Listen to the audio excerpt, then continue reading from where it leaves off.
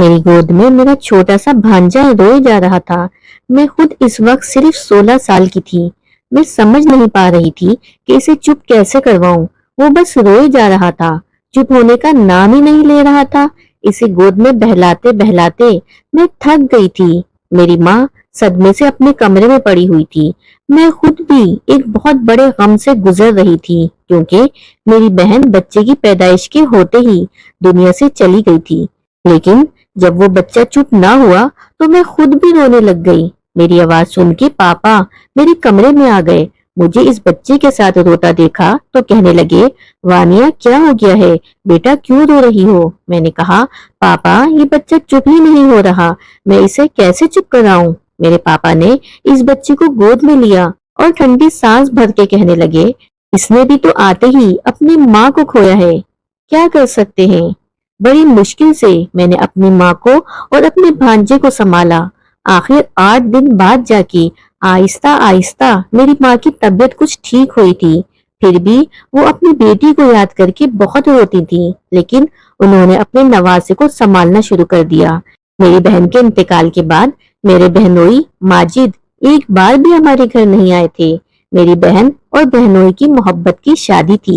وہ دونوں ایک دوسرے پہ جان چھڑکتے تھے، لیکن بچے کے پیدائش پر میری باجی اس دنیا سے چلی گئی تھی۔ ان کی عمر اتنی ہی لکھی تھی۔ 1 مہینہ گزر گیا تھا۔ اب تو بچے کو میری گود کی عادت لگ گئی تھی۔ جب ماجد ہمارے گھر آئے تو تھوڑی دیر انہوں نے اپنے بیٹے کو گود میں لیا، اسے پیار کیا۔ میری ماں کہنے لگی کہ وانیہ ابھی بہت چھوٹی ہے، بڑی مشکل سے سنبھالتی ہے عمیر کو، اور میں تو ویسے بھی بیمار رہتی ہوں۔ جب سے امرین کی موت ہوئی ہے مجھے تو ایسا لگتا ہے میرے اندر سے آدھی جان کسی نے نکال لی ہو۔ ماجد کہنے لگے، آنٹی اللہ کی مرضی ہے، کیا کر سکتے ہیں؟ امی کہنے لگی، ابھی تو چھٹیاں ہیں، لیکن چھٹیوں کے بعد وانیہ کی کلاسز شروع ہو جائیں گی۔ بیٹا میں چھوٹے بچے کو سنبھالنے کی حالت میں نہیں ہوں، جانے والی تو جا چکی ہے، تمہیں اب زندگی میں آگے بڑھنا ہے، دوسری شادی کر لو۔ یہ سنتے ہی ماجد کے ماتھے پہ بل پڑ گئے تھے۔ کہنے لگے، آنٹی آپ یہ کیسی باتیں کر رہی ہیں؟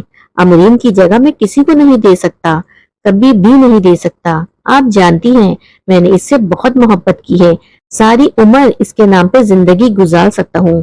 میرا بچہ تھوڑا بڑا ہو جائے تو میں اس کو اپنے ساتھ لے جاؤں گا۔ میری ماں کہنے لگی، میں جانتی ہوں تم امرین جیسی محبت کسی کو نہیں کر سکتے، لیکن تمہارے بچے کو ماں کی ضرورت ہے۔ ماجد کہنے لگے، کیوں، کیا خالہ پال نہیں سکتی عمیر کو؟ وانیہ تو ابھی بہت چھوٹی ہے، صرف 16 سال کی ہے، آپ کون سا بھی اس کی شادی کریں گی؟ جب تک وہ 20-22 سال کی ہوگی میرا بیٹا 5-6 سال کا ہو جائے گا اور پھر میں اسے لے جاؤں گا۔ یہ کہہ کے ماجد اٹھ کے چلے گئے تھے۔ اس کے بعد پورے 4 مہینے بعد آئے۔ عمیر 5 مہینے کا ہو چکا تھا۔ اب میرے لیے بہت مشکل ہوتی جا رہی تھی۔ کالج سے آتی تو وہ رو رہا ہوتا، ماما اسے بہلا بہلا کے تھک جاتی، لیکن وہ چپ ہی نہیں ہوتا تھا۔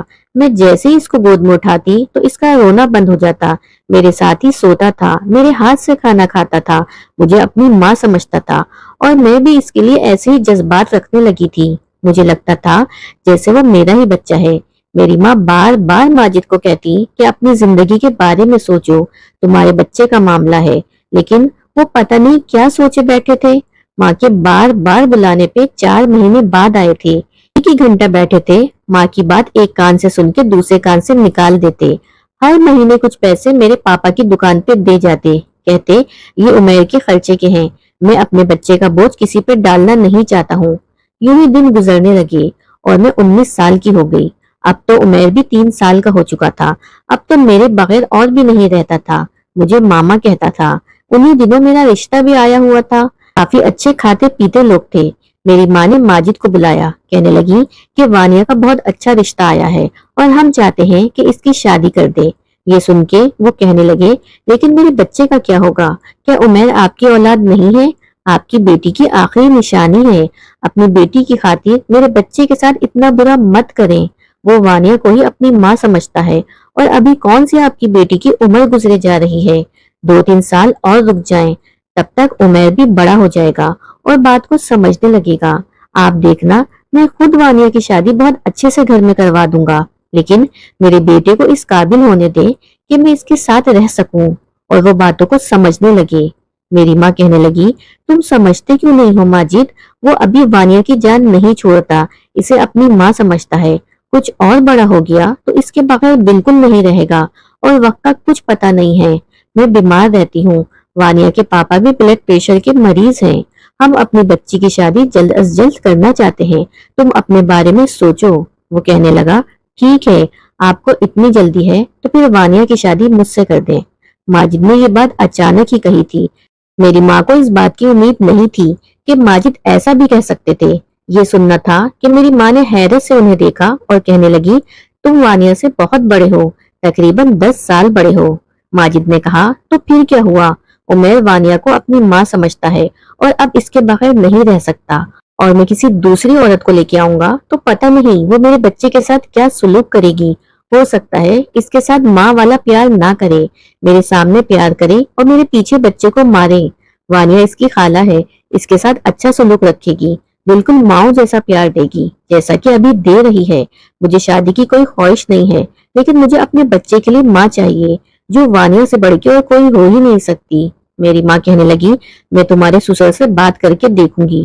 دیکھو ماجد، میری ایک ہی بیٹی ہے، اگر تم اسے اپنانا چاہتے ہو تو پورے دل سے اپنانا، صرف عمیر کی ماں کی حیثیت سے نہیں، اپنی بیوی کی حیثیت سے بھی اپنانا، تاکہ مجھے شادی کے بعد اپنی بیٹی کی طرف سے فکر نہ رہے۔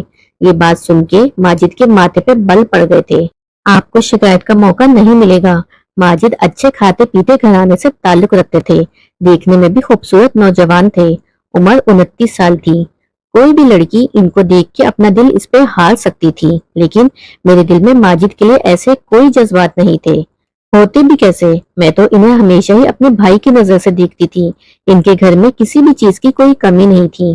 جب یہ بات میرے پاپا کو پتہ چلی تو کچھ سوچ سمجھ کے انہوں نے بھی ہاں کر دی۔ میری ماں نے جب میری رضامندی پوچھی تو میں نے کوئی بھی اعتراض نہیں کیا۔ ماجد میں ایسی کوئی کمی بھی نہیں تھی جس بات پر میں اعتراض کرتی، بلکہ میرے لیے خوشی کی بات تھی کہ اب میں عمیر کی دیکھ بھال آرام سے کر سکوں گی، کیونکہ عمیر سے مجھے بڑا ہی لگاؤ ہو گیا تھا۔ پھر بڑی سادگی کے ساتھ میری اور ماجد کی شادی کر دی گئی۔ میں جب رخصت ہو کے ماجد کے گھر آئی تو میرا دل زور سے دھڑک رہا تھا، کیونکہ میں نے ماجد کے بارے میں کبھی بھی ایسا نہیں سوچا تھا۔ مجھے لگا شاید وہ میرے ساتھ وہی سلوک کرے جیسا کہ شوہر اپنی بیوی کے ساتھ کرتے ہیں، لیکن ایسا نہیں تھا۔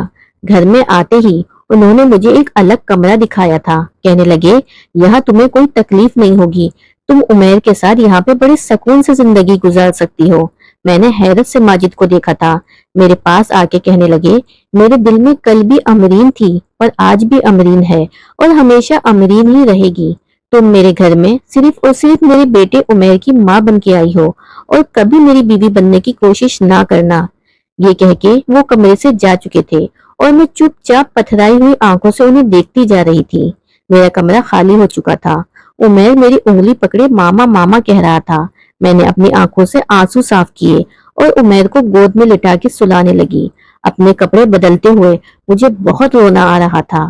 بھلے ہی شادی جیسے بھی حالات میں کی گئی تھی، لیکن میرے لیے یہ ایک نیا احساس تھا۔ میں ماجد کو دل سے قبول کر چکی تھی اور میں ان کے ساتھ میاں بیوی کا رشتہ رکھنا چاہتی تھی، لیکن اس نے میرے منہ پہ ہی میری بےزتی کر کے میرے ساتھ بہت برا کیا تھا، میرا دل دکھایا تھا۔ میں نے سوچا اس سے تو اچھا تھا کہ کاش میری ماں میری شادی کسی اور سے ہی کر دیتی، کم از کم وہ میرے ساتھ ایسا سلوک تو نہ کرتے۔ یہ آدمی تو پتھر دل تھا، مجھے اپنی بہن سے نفرت نہیں تھی، لیکن میں اپنی زندگی اچھے سے گزارنا چاہتی تھی۔ ہر لڑکی یہی چاہتی تھی کہ اس کا جیون ساتھی صرف اور صرف اس سے محبت کرے۔ صبح میں اٹھی تو بالکل چپ چاپ تھی اور میں نے ناشتہ ٹیبل پہ رکھ دیا تھا۔ ماجد نے چپ چاپ ناشتہ کیا، اس نے ایک نگاہ اٹھا کے بھی میری طرف نہیں دیکھا تھا۔ ان کے دل میں صرف اور صرف امرین ہی بسی ہوئی تھی۔ وہ چلا گیا اور دن بس اب ایسے ہی گزرنے لگے تھے۔ پورا دن یا تو میں کام میں لگی رہتی یا عمیر میں لگی رہتی، لیکن رات کو نہ چاہتے ہوئے بھی میری آنکھوں میں آنسو بہنے لگتے۔ وہ تو مجھے دیکھنا بھی پسند نہیں کرتے تھے، میرے پاس آنا تو بہت دور کی بات ہے۔ ہاں، میری ضرورت کا ہر سامان رکھ دیتے، مجھے کھانے پینے اوڑھنے کی کوئی کمی نہیں تھی، لیکن عورت کے لیے یہی سب کچھ کافی نہیں ہوتا، اسے شوہر کی بھی محبت چاہیے ہوتی ہے، جو مجھے مل نہیں رہی تھی۔ ہر لڑکی کے اندر یہ خواہش ہوتی ہے۔ میرا من کرتا تھا وہ مجھے پیار دیں، میری تعریف کریں۔ ایک بار یوں ہی میرا تیار ہونے کو جی چاہا، میں نے ایک خوبصورت سی ساڑی پہنی تھی، میں نے میک اپ کیا تھا اور اپنے بال بھی کھلے چھوڑ دیے تھے۔ اتفاق ایسا تھا کہ اسی وقت ماجد بھی گھر پہ آ گئے۔ مجھے دیکھ کے ان کے ماتھے پہ بل پڑ گئے تھے۔ مجھے دیکھتے ہوئے بولے، یہ کیا پہن رکھا ہے تم نے؟ اس طرح تیار ہو کے میرا دل لبھانا چاہتی ہو؟ کیا سمجھتی ہو؟ کیا میں کمزور کردار کا مالک ہوں؟ تم میرے سامنے سج سور کے آؤ گی تو میں اپنے ہوش کھو بیٹھوں گا، تو میں قریب لے آؤں گا؟ شرم نہیں آئی تمہیں؟ ان کی باتیں سن کے مجھے اپنا آپ ان کے سامنے بہت چھوٹا لگنے لگا تھا۔ مجھے اپنی بے عزتی محسوس ہوئی تھی، میری آنکھوں میں آنسو آ گئے تھے۔ میں تو بس یوں ہی تیار ہوئی تھی، مجھے نہیں پتا تھا وہ آفس سے جلدی آ جائیں گے اور اس طرح مجھے ذلیل کریں گے۔ میں کمرے میں جا کے کپڑے بدل کے پھوٹ پھوٹ کے رونے لگی۔ عمیر میرے پاس ہی موجود تھا، مجھے روتا دیکھ کے میرے پاس آیا، میری آنکھوں سے آنسو پوچھنے لگا، کہنے لگا، ماما کیا ہوا ہے؟ آپ کیوں رو رہی ہیں؟ پاپا نے آپ کو ڈانٹا ہے، میں آپ کا بیٹا ہوں نا، چھوڑیں بابا کو، میں آپ کو پیار کرتا ہوں، آپ ٹھیک ہو جائیں گی۔ جس طرح میں اسے بہلایا کرتی تھی وہ بھی مجھے بہلا رہا تھا۔ اس دن کے بعد سے دوبارہ میں کبھی تیار نہیں ہوئی۔ میں تو بڑی ہی شرارتی ٹائپ کی لڑکی ہوا کرتی تھی۔ بہت دل چاہتا تھا کہ بولوں، ہنسوں، کھیلوں، تیار ہوں، میک اپ کروں اور خود رنگ برنگے کپڑے پہنوں، لیکن اس دن کے بعد سے دوبارہ یہ سب کرنے کو میرا جی نہیں چاہتا تھا۔ میں اب 20 سال کی ہو چکی تھی، میری سالگرہ تھی اور پتہ نہیں اس دن میرے دل پہ کیا خیال آیا کہ میں نے اپنی پسند کا لال رنگ کا ایک خوبصورت فراق پہنا تھا، بال بھی کھلے چھوڑ دیے، سے میک اپ بھی میں نے اپنے چہرے پہ کر لیا تھا۔ اس دن میں تیار بیٹھی تھی جب عمیر نے موبائل میں میری تصویر بنا کے ماجد کے نمبر پر سینڈ کر دی۔ میں ان سب باتوں سے بالکل انجان تھی۔ میں اٹھ کے کچن میں چلی گئی اور کھانا بنانے لگی۔ ہم دونوں ماں بیٹا بیٹھ کے ابھی کھانا کھا ہی رہے تھے، تبھی غصے سے ماجد گھر میں داخل ہوئے۔ اتنا تیار دیکھ کے اگلے ہی پل اپنا موبائل میرے سامنے پٹک دیا، کہنے لگے، یہ سب کیوں کیا تم نے؟ تمہیں شرم نہیں آئی؟ میں وہاں میٹنگ میں بزی ہوں اور تم مجھے بار بار اپنی تصویر بھیج رہی ہو۔ میری نظر میں کوئی اہمیت نہیں ہے، تم صرف اور صرف میرے بچے کی ماں ہو۔ میں تو ہکا بکا ان کا چہرہ دیکھتی رہی کیونکہ مجھے تو پتہ ہی نہیں تھا۔ اگلے ہی پل اس نے میرا منہ دبا کے مجھے زور سے جھٹک دیا تھا۔ میرے ہاتھوں میں سرخ کانچ کی چوڑیاں تھیں جو ٹوٹ کے ادھر ادھر بکھر گئی تھیں۔ عمیر تو ڈر کے پیچھے چھپ گیا تھا، کانچ میری کلائیوں میں چپ چکا تھا اور میں بس سسک رہی تھی۔ مجھے تو پتہ ہی نہیں چلا کہ کون سی تصویر ماجد کے نمبر پہ بھیجی گئی تھی۔ وہ تو عمیر تھا جو اپنی نادانی میں میری تصویر اس نے اپنے پاپا کے نمبر پہ سینڈ کر دی تھی۔ ماجد کے غصے کا نشانہ میں بنی تھی۔ شاید تیار ہونا، اپنی من مرضی کے کپڑے پہننا، اپنی پسند کا کھانا بنانا، یہ سب کچھ میرے اوپر حرام ہو چکا تھا۔ میں اپنے کمرے میں بند ہو کے کتنی دیر اپنے جذبات اور اپنے ارمانوں کا گلا گھونٹتی رہی۔ میری آنکھوں سے آنسو بہ رہے تھے۔ اس رات ایک پل کے لیے میری آنکھیں بند نہیں ہوئی تھی۔ عمیر دروازہ بجاتا رہا لیکن میں نے دروازہ نہیں کھولا۔ وہ اپنے باپ کے پاس ہی سو گیا۔ اگلی صبح جب میں کمرے سے باہر نکلی تو میرا رویہ بالکل بدل چکا تھا۔ ماجد مجھے پلٹ کے دیکھ رہا تھا۔ اسے لگا شاید میں کچھ بولوں گی، کچھ شکایت کروں گی یا عمیر کے ساتھ برا سلوک کروں گی تاکہ اسے مجھے ڈانٹنے کا پھر سے موقع مل جائے، لیکن میں ایک دم سے چپ تھی۔ دماغ میں صرف یہی بات تھی کہ میں صرف اور صرف عمیر کی ماں ہوں اور میرا یہاں کوئی دوسرا کام نہیں ہے۔ میرا کام یہاں اپنے شوہر کی ضرورتوں کو پورا کرنا ہے۔ میں نے اپنا من تو کب کا مار ہی لیا تھا۔ ساری محبت، سارے جذبات، سارے خواب جو میری عمر کی لڑکیاں دیکھتی ہیں میں نے دیکھنا چھوڑ دیے تھے۔ بڑے پیار سے میں نے عمیر کو ناشتہ کرایا تھا۔ اس کے بعد اسے اسکول چھوڑ کے سارے کام کاج کیے۔ میرے جتنے بھی نئے سوٹ تھے، قیمتی مہنگے جوڑے جو میری ماں نے مجھے لا کے دیے تھے، میں نے ان سب کو آگ لگا دی تھی۔ میں نے اپنے اوپر اب دھیان دینا چھوڑ دیا تھا۔ کتنے کتنے دن تک میں کنگھی بھی نہیں کرتی تھی۔ خیر، میں عمیر کے ساتھ ماجد کی ہر ذمہ داری نبھاتی تھی۔ میں نے اب ماجد سے بولنا چھوڑ دیا تھا۔ کبھی ضرورت ہوتی تو بول لیتی ورنہ اپنے کاموں میں ہی لگی رہتی۔ مجھے چپ چاپ کاموں میں لگا دیکھ کے اب شاید ماجد کو بھی احساس ہونے لگا تھا۔ کبھی کبھی وہ مجھ سے بات کرنے کی کوشش کرتا لیکن میں بس ہاں میں جواب دے دیتی۔ پھر ان کی ہمت ہی نہیں ہوتی تھی مجھ سے بات کرنے کی، لیکن اب مجھے ان سب باتوں سے زیادہ فرق نہیں پڑتا تھا۔ میرے جذبات تو کب کے ختم ہو چکے تھے۔ عمیر اسکول جانے لگا تھا، پڑھائی میں بھی بہت اچھا تھا۔ اب تو جو ٹائم بچتا میں اس کی پڑھائی میں بزی ہو جایا کرتی تھی۔ نہ ہی مجھے اپنی خوبصورتی کو بنائے رکھنے کا شوق تھا اور نہ ہی سجنے سنورنے کا۔ اس بار جب عید آئی تو ماجد عمیر کو مال لے کے گئے تو مجھے بھی چلنے کے لیے کہنے لگے، لیکن میں نے کام کا بہانہ بنا کے منع کر دیا۔ جب ماجد عمیر کے ساتھ واپس آئے تو بڑے ہی خوش تھے، میرے پاس آئے اور ایک خاکی کاغذ میری طرف بڑھا دیا، کہنے لگے یہ تمہارے لیے لایا ہوں۔ یہ کہتے ہوئے وہ کچھ ہچکچا رہے تھے، چہرے پہ شرمندگی بھی تھی۔ میں تو حیران تھی، اتنے سال میں وہ میرے لیے آخر کیا چیز لے کر آئے ہیں۔ میں نے بے یقینی سے ان کی طرف دیکھا تھا اور پھر اس خاکی کاغذ کو کھول کے دیکھا تو اس میں کانچ کی لال رنگ کی چوڑیاں تھیں جو کبھی میری پسندیدہ ہوا کرتی تھیں۔ میں نے ایک سرسری نگاہ چوڑیوں پہ ڈالی، پھر میں نے کہا یہ آپ کس کے لیے لائے ہیں؟ ماجد مجھے حیرت سے دیکھنے لگے، بولے میں اپنی بیٹی کی ماں کے لیے لایا ہوں، تمہارے لیے لایا ہوں۔ تمہیں لال رنگ کی چوڑیاں پسند ہے نا، پہن لو۔ میں نے نظر اٹھا کے جو ان کی آنکھوں میں دیکھا تو ایک پل کو مجھے ان کی آنکھوں میں عجیب سی کشش محسوس ہوئی۔ کچھ ایسا ضرور تھا جس نے مجھے نظر چرانے میں مجبور کر دیا تھا۔ شاید اتنے سالوں میں انہیں احساس ہو چکا تھا کہ میں ان کی بیوی ہوں۔ ان کی پہلی بیوی تو مر چکی تھی، لیکن ان کی زندگی میں ایک دوسری عورت بھی تھی۔ یہی وجہ تھی کہ ان کے گھر میں ایک جائز رشتہ ہونے کے باوجود بھی ہم ایک دوسرے سے دور تھے، لیکن شاید اب ان کے دل میں میرے لیے محبت جاگنے لگی تھی۔ میں نے چوڑیاں لے کے وہیں شیلف پہ رکھ دی اور کہا ابھی میں کام کر رہی ہوں۔ اتنا کہنے کے بعد میں وہاں سے جا چکی تھی، لیکن مجھے اب ان چیزوں سے کوئی فرق نہیں پڑتا تھا۔ عید تھی تو سبھی تیار تھے، میں گھر کے کاموں میں لگی ہوئی تھی۔ میرے ماں باپ بھی وہاں آ چکے تھے، باقی خاندان سے بھی لوگ ہمارے گھر پہ مٹھائی دینے آئے تھے۔ سب لوگ مجھ سے کہہ رہے تھے تمہاری عمر کی لڑکیاں تو دو دو بچوں کی ماں بن گئی ہیں اور آج بھی پوری طرح تیار رہتی ہیں، ہاتھوں میں چوڑیاں پہنتی ہیں، میک اپ کرتی ہیں اور اپنے آپ کو خوبصورت رکھتی ہیں، لیکن تم تو ایسی اجڑی ہوئی حالت میں رہتی ہو۔ ماجد نے مجھ پہ دھیان دیا تو میرے پاس چلے آئے، کہنے لگے تم یہ سب کچھ اکیلے کیوں کر رہی ہو؟ دیکھو سب تیار ہے، کیا گھر کے کاموں میں گھن چکر بنی ہوئی ہو؟ یہ کام چھوڑو اور تیار ہو جاؤ۔ آج ماجد مجھے مسکرا کے دیکھ رہے تھے اور میں انہیں حیرت سے دیکھنے لگی۔ وہ میرے قریب آنے کی کوشش کرنے لگے تھے۔ میں نے کہا آپ کو اتنے سالوں بعد یاد آیا؟